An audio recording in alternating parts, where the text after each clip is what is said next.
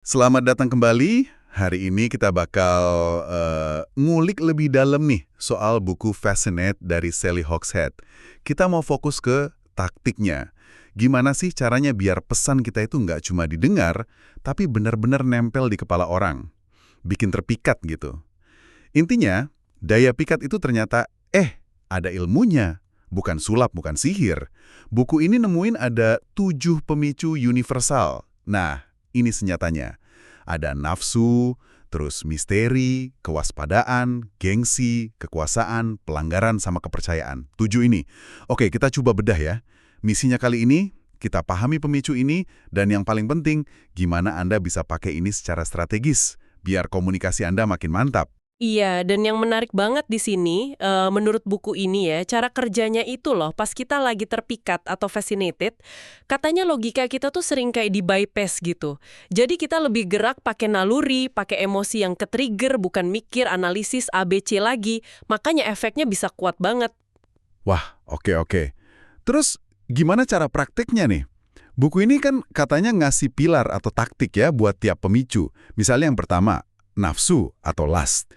Ini kan soal bikin orang pengen lewat indera ya. Gimana tuh? Sumbernya bilang, fokus ke sensasi. Jangan banyak mikir, tapi banyak ngerasain. Bikin hal biasa jadi lebih wah gitu secara emosi. Pakai semua panca indera, terus ya goda dikit lah. Kayak contohnya Godiva Cokoliksir itu kan.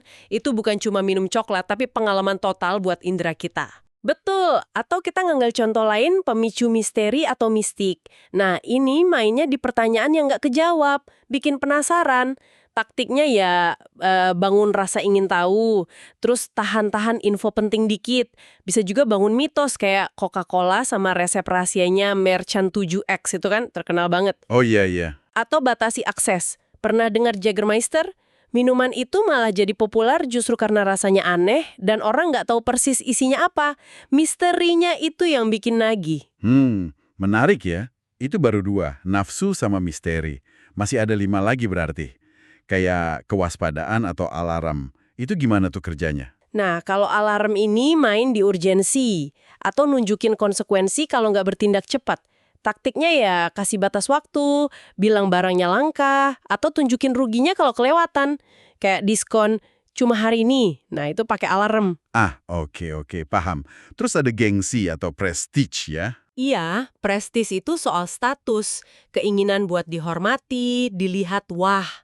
Taktiknya jelas pakai eksklusivitas, simbol-simbol status, atau bikin standar yang tinggi banget.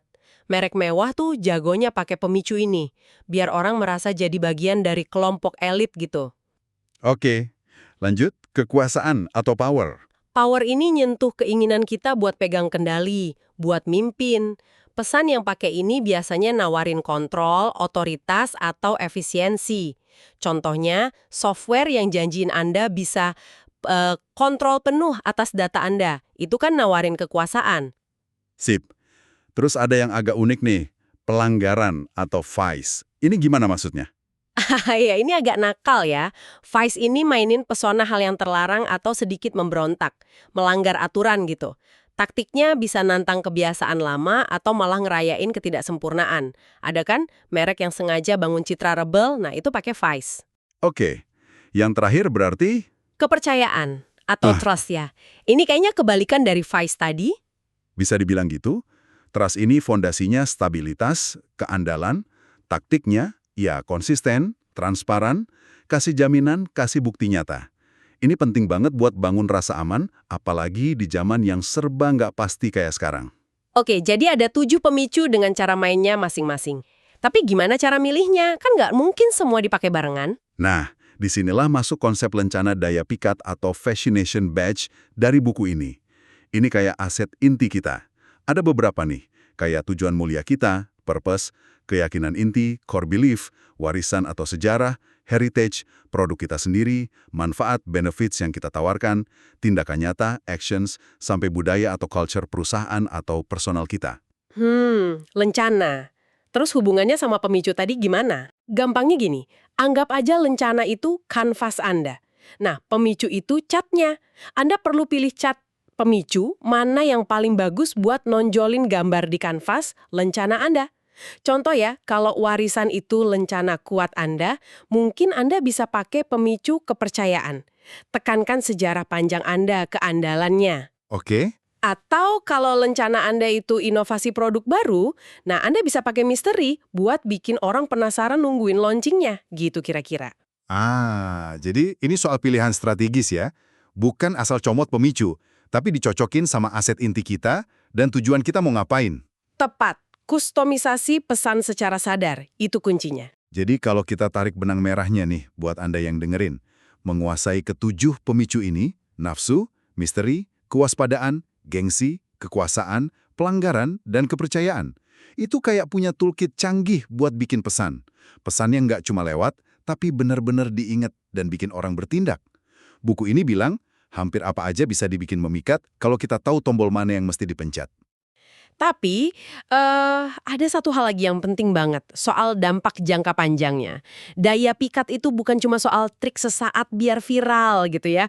Ukuran sukses sebenarnya, kata buku ini, bukan apa yang Anda bilang soal diri Anda, tapi gimana orang lain, audiens Anda, ngomongin tentang Anda setelah nerima pesan Anda. Nah, itu baru pengaruh yang nyata. Itu ukurannya. Wow, dalam juga ya. Oke, sebagai penutup nih, mungkin ada pertanyaan buat Anda renungkan. Dari 7 pemicu tadi, kira-kira mana sih yang paling Anda banget saat ini? Yang paling nyambung sama pesan atau gaya Anda? Dan gimana caranya Anda bisa mulai pakai pemicu itu, atau mungkin kombinasi beberapa pemicu secara lebih sengaja, biar hasilnya lebih nendang? Coba dipikirin deh.